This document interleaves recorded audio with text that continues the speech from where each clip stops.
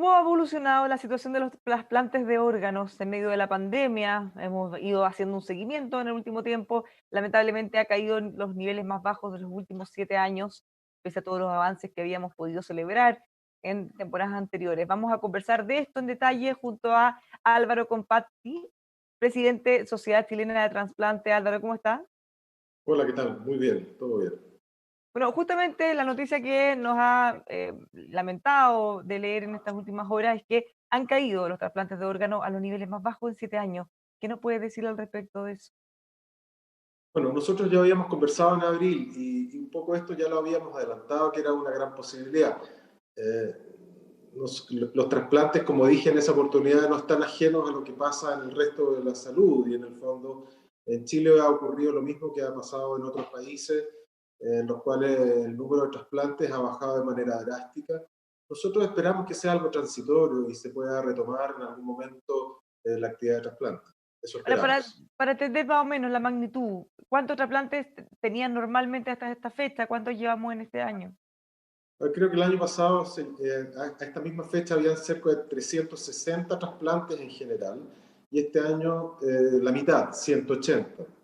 ¿Qué es lo importante? Y un poco es lo que quiero destacar, que a pesar de eso, el número de donantes no ha caído de la misma manera. O sea, ha habido más problemas en trasplantar gente que en hacer pesquisa, seguimiento y donación de gente con donante fallecido. Porque el donante vivo, la mayor parte de los programas lo tiene detenido desde marzo. Y ¿Ya? entonces, bueno, eso es una buena noticia, considerando lo difícil que es generar conciencia en la gente para que pueda donar órganos. Considerando eso como vaso medio lleno, ¿qué ha pasado entonces? ¿Qué ha ido frenando que se puedan desarrollar los implantes, los trasplantes, perdón? A ver, lo que pasa es que los servicios clínicos, los servicios de salud han estado funcionando a su máxima capacidad. ¿Ya? Eso todo el mundo lo ha visto. Eh, los pacientes trasplantados de órganos sólidos como el riñón, pulmón, corazón, en el fondo, requieren cuidados postoperatorios que no siempre son tan fáciles de brindar en cualquier unidad, ¿ya? Y hay muchas unidades donde habitualmente esos pacientes eran manejados que ahora o en este tiempo estuvieron muy al límite y con muchos pacientes COVID positivos, por lo tanto someter un trasplantado de cualquier tipo, que es un paciente que está recibiendo inmunosupresión para evitar el rechazo, existe el riesgo de contaminación. Y obviamente los pacientes que se infectaron con COVID, la mortalidad aumenta. O sea, hay riesgo de morirse por el hecho de infectarse por COVID. Eso es en población general, en población trasplantada es aún más. O sea, puede ser muy riesgoso tomar esa determinación. Ahora, también considerando el caso de las camas UCI, por ejemplo, gran parte o casi la totalidad de ellas se destinaron justamente a estas urgencias COVID. Ujú. ¿Cree que podría ir mejorando en la medida que ha ido bajando la presión de los centros hospitalarios? Bueno, por supuesto, aquí hay que mirar el vaso medio lleno. El sistema sanitario chileno demostró tener la capacidad para enfrentar una adversidad probablemente la más grande en los últimos en muchísimos años. Y desde mi punto de vista, pese a que ha habido problemas en muchas partes y por distintas razones, yo creo que el sistema sanitario chileno ha dado el ancho, ¿ya? Va a quedar una capacidad de conocimiento del manejo de un cuidado intensivo. O sea, hay unidades de intermedio o unidades de más baja complejidad que se pudieron transformar de buena manera a unidades de alta complejidad. O sea, va a existir una capacidad plástica del sistema para poder soportar eventuales aumentos de la demanda en el futuro. Y eso obviamente, cuando uno habla de potenciales donantes, es un plus, es un avance. Ya, o sea, todo eso conocimiento, incluso ampliaciones de camas críticas en muchos hospitales, los respiradores incluso que van a quedar. Así es, los ventiladores van a quedar, la mayoría, hay algunos ventiladores que a lo mejor no cumplieron con las expectativas, pero la mayor parte de los ventiladores van a quedar y la experiencia va a quedar, la experiencia de los médicos, de las enfermeras, de los técnicos, del personal de salud en general va a quedar. O sea, yo creo que las cosas malas a veces traen cosas buenas y eso siempre ha sido así. Las grandes crisis a veces también son oportunidades.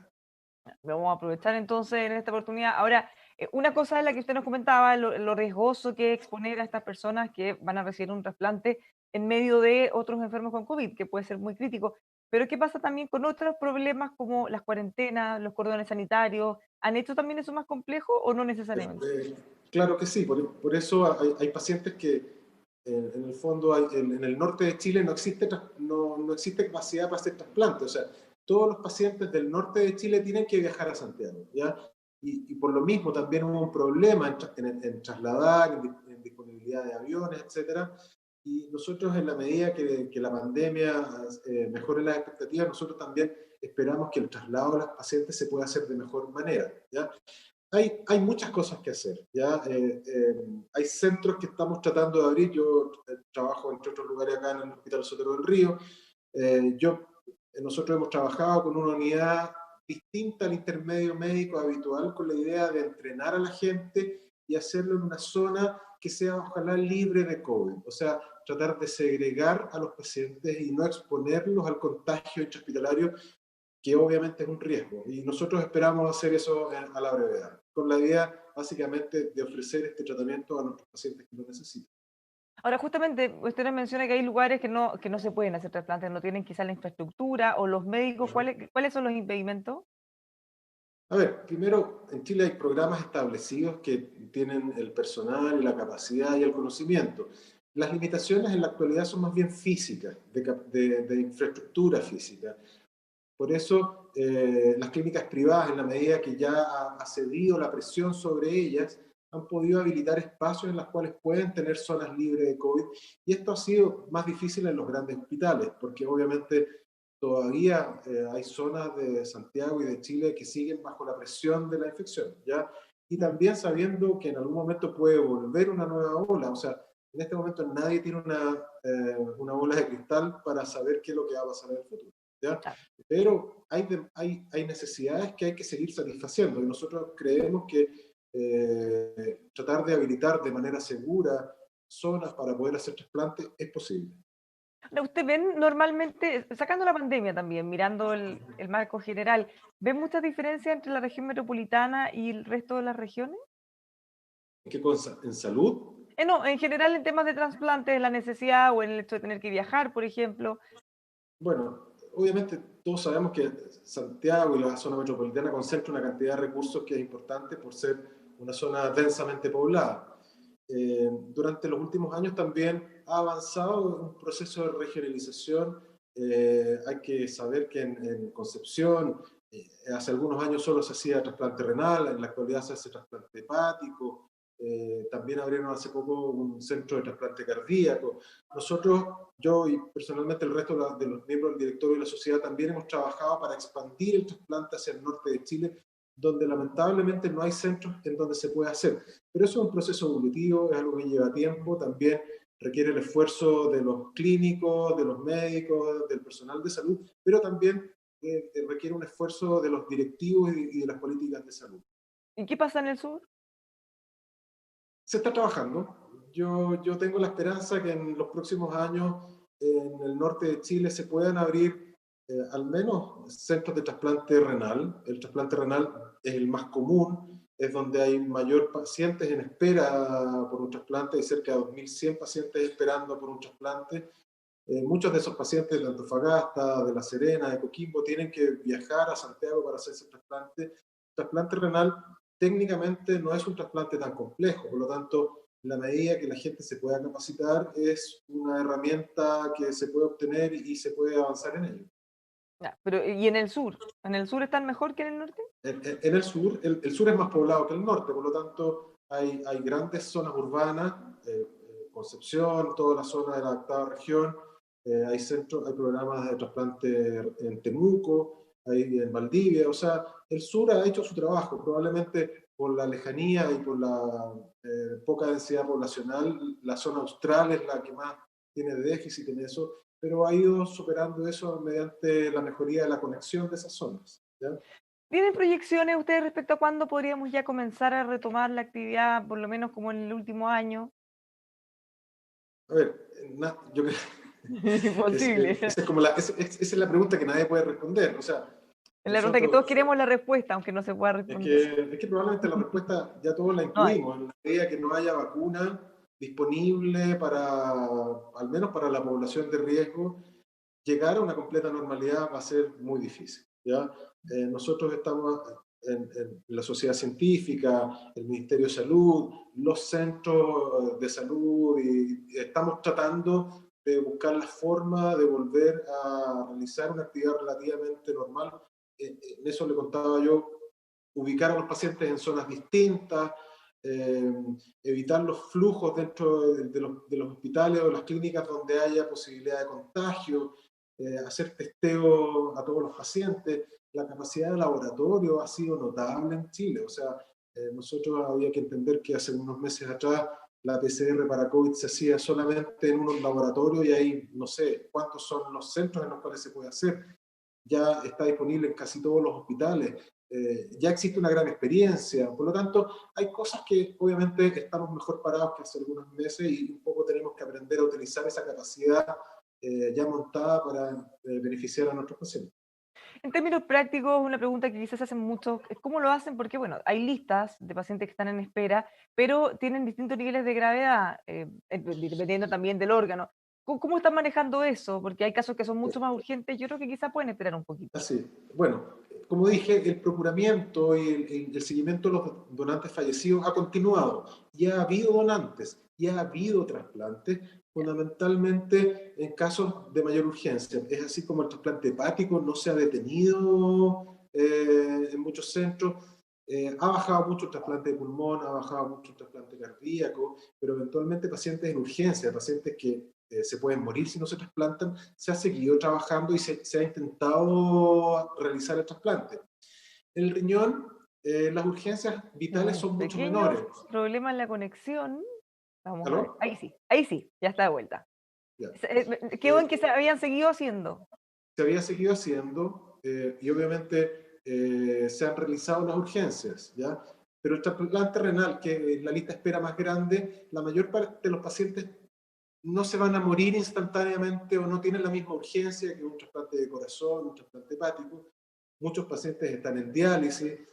Nadie dice que la diálisis no es riesgosa y que no se puedan morir los pacientes ahí, pero eventualmente no tienen la urgencia vital y un poco eh, han podido esperar un poco más de tiempo. ¿Ya? Pero nosotros igual estamos trabajando para poder volver y realizar los trasplantes renales también nuevamente.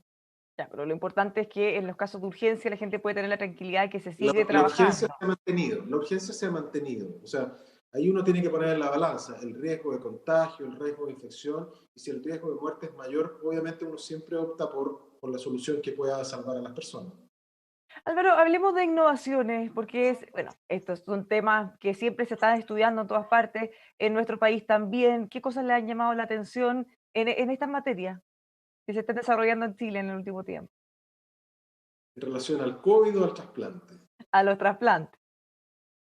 Bueno, qué bueno que me hace esa pregunta. El 12 de septiembre entró en régimen completo un cambio legal que se produjo en Chile el año pasado. No sé si lo tiene muy claro, pero en Chile se actualizó el registro de no donantes, ¿ya?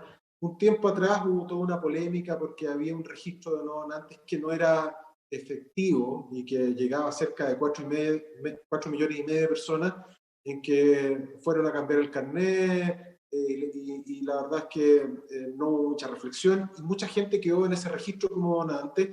Cuando se hicieron investigaciones a ese grupo, nos dimos cuenta que la mayor parte de esas personas sí querían ser donadas, ¿ya? Por lo tanto, en la actualidad está en régimen un registro nuevo de no donantes donde la gente se tuvo que ir a inscribir activamente y no de manera pasiva. Por lo tanto, ¿qué significa? Que las personas que no se inscribieron en ese registro de no donantes, que hubo un plazo de un año para hacerlo, a lo mejor no ha habido mucha información en el último tiempo porque la pandemia se comió todas las noticias, ¿ya?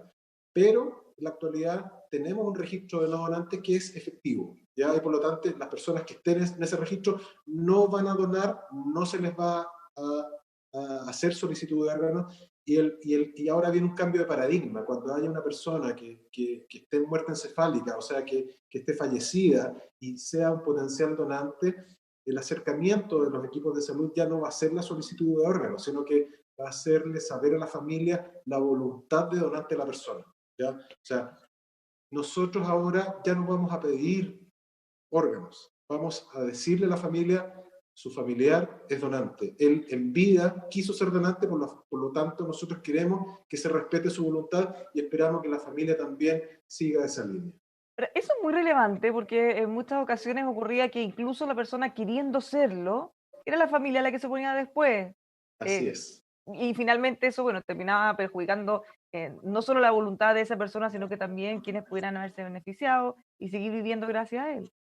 Y eso Por ya no eso, ocurre más. o sea, legalmente ya no ocurre. De hecho, uno si puede la ley, existen hasta aspectos punitivos si uno no cumple la voluntad de las personas, ¿ya?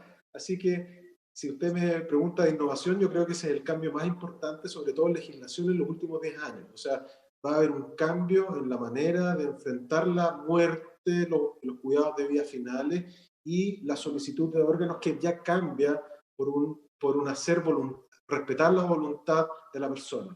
Si la persona no quería ser donante, perfecto, nadie va a hacer nada en contra de eso, ¿ya? De hecho, cuando los equipos de procuramiento que se acercan a las familias a hacer solicitud de órganos, ven que la persona está inscrita en ese registro, ni siquiera lo van a visitar, nada, porque él en vida, o él o ella, decidió no donar y nadie va a hacer nada en contra de su voluntad. Pero al Ya, revés, quienes no claro. estén inscritos en ese registro, la idea es hacer respetar su voluntad. Que se respete para bien y para mal también. Exactamente. No solo en uno de los casos. Ahora, hemos visto hace unos días en prensa que en el hospital de Iquique están siendo pioneros, por lo menos en nuestro país, en injertos de donantes vivos de piel. Piel extraída, esto lo voy a leer tal cual, abdominoplastías, por ejemplo, podrían ser utilizadas en pacientes que hayan sufrido quemaduras o con úlceras crónicas. ¿Cómo ven ustedes también ese tipo de avances, que son menos tradicionales? Sí, bueno, ese está dentro en la zona de trasplante de tejidos, que es muy importante. Nosotros siempre lo que más aparece en la tele es el trasplante de órganos, etcétera, trasplante de médula ósea, que eso ya es de otra especialidad, que es de la hemato-oncología, pero el trasplante de tejido e injerto es un área donde Chile está un poquito deficitario, ¿ya? Y de hecho este nuevo cambio legal también va en esa línea, o sea, es decir, un donante fallecido también pueda servir para la extracción de córnea, de piel, de huesos también. Y un poco esto que se ha hecho con piel de abdominoplastia es una manera de suplir ese déficit de tejidos que existe en Chile, ¿ya? En algún momento también se habló del trasplante de cara. Son cosas que en algún momento tienen que estar y formar parte de nuestro vocabulario habitual, sobre todo porque existen muchas necesidades. O sea, todas estas cosas no son porque a alguien se le ocurrió hacerlo, sino que porque existe una demanda y de personas con nombre y apellido que lo necesitan. Claro, lo que pasa es que es complicado como abordarlo. No sé si no por ética moral, sino como por temas quizás más emocionales. Bueno, existen muchas necesidades, todas las sabemos, ¿ya? Y un poco el rol de nosotros, la sociedad científica, el rol de los clínicos, el rol de la autoridad sanitaria, es tratar de ir y ojalá ofrecer ayuda a esas necesidades que existen.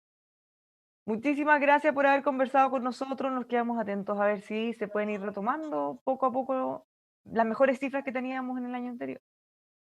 Eso esperamos todos y yo creo que las crisis son oportunidades y yo honestamente soy optimista en lo que viene en el futuro. Que terminemos mejor que antes. Muchas gracias, Álvaro, por habernos Bueno, acompañado. ok, chao, chao. Los dejamos invitados a que sigan junto a nosotros revisando nuestros contenidos en emol.com.